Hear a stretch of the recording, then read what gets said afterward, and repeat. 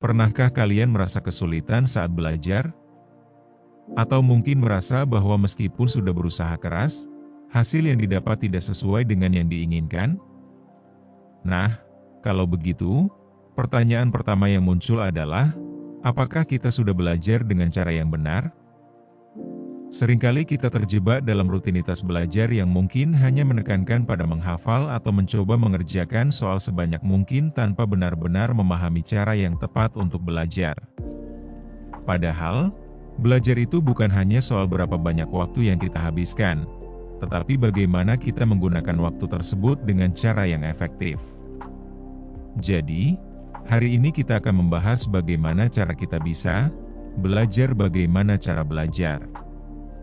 Yang pertama, mengapa cara belajar itu penting? Bayangkan kalau kalian mau pergi ke suatu tempat baru. Tentu saja kalian membutuhkan peta atau petunjuk arah, kan? Begitu juga dengan belajar. Jika kita tidak tahu cara yang tepat untuk belajar, kita bisa tersesat atau bahkan bisa membuang waktu. Kenapa begitu? Karena otak kita itu seperti otot, ia membutuhkan latihan yang terarah dan teknik yang benar agar bisa berkembang dengan maksimal.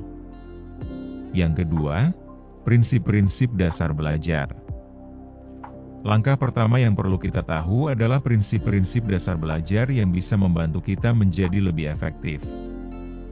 Ada beberapa hal yang perlu kita perhatikan. Pertama, aktifkan otak dengan teknik pengulangan.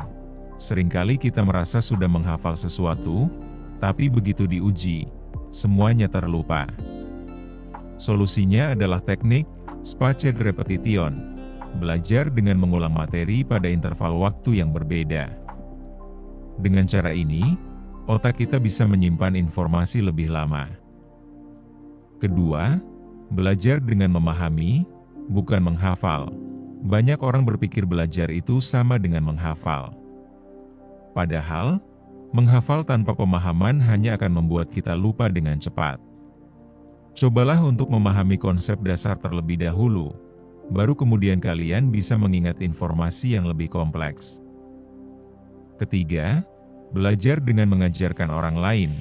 Salah satu cara paling efektif untuk menguasai materi adalah dengan mengajarkannya kepada orang lain. Ini akan membantu kalian mengetahui sejauh mana kalian benar-benar memahami materi tersebut. Yang ketiga, teknik belajar yang efektif. Selain prinsip dasar, ada beberapa teknik yang bisa membuat proses belajar kalian lebih efektif dan menyenangkan. Misalnya, pertama, peta konsep, mind mapping alih-alih hanya menulis catatan biasa. Cobalah menggunakan peta konsep. Ini akan membantu kalian untuk melihat keterkaitan antar ide dan mempermudah pemahaman. Kedua, Pomodoro Technique. Cobalah bekerja dalam sesi-sesi waktu yang lebih pendek, misalnya 25 menit penuh konsentrasi, diikuti dengan 5 menit istirahat. Teknik ini akan membantu menjaga fokus dan mencegah kelelahan mental. Ketiga, visualisasi dan gambar. Otak kita cenderung lebih mudah mengingat informasi yang disajikan secara visual. Jadi, gunakan diagram, grafik, atau bahkan gambar untuk membantu menjelaskan atau memahami materi yang lebih rumit. Yang keempat, menyesuaikan cara belajar dengan gaya belajar. Setiap orang itu unik, dan begitu juga dengan cara belajar kita.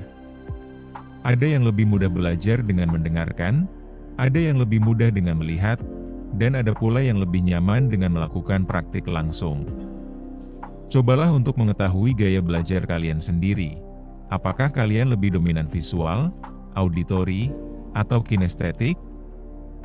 Dengan mengetahui hal ini, kalian bisa memilih metode yang paling sesuai dengan cara belajar kalian.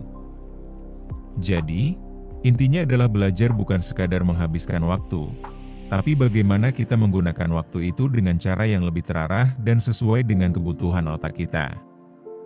Cobalah beberapa teknik yang telah saya sebutkan tadi, dan temukan cara belajar yang paling efektif untuk diri kalian. Ingat, Belajar bagaimana cara belajar adalah langkah pertama menuju sukses dalam pendidikan dan kehidupan. Selamat belajar, dan jangan pernah ragu untuk terus berusaha dan mencoba cara baru. Karena ingat, yang terpenting bukan hanya apa yang kita pelajari, tapi juga bagaimana kita belajar. Terima kasih sudah mendengarkan.